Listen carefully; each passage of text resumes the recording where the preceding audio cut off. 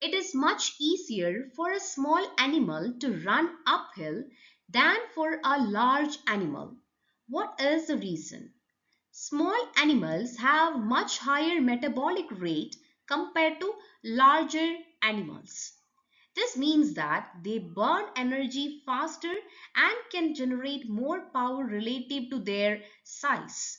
As a result, they are more efficient at overcoming gravity and moving uphill even though their body weight is less.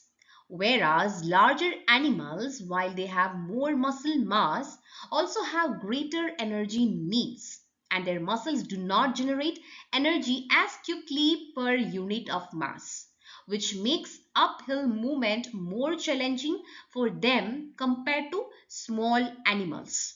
So that means the correct answer is option B. Smaller animals have higher metabolic rate.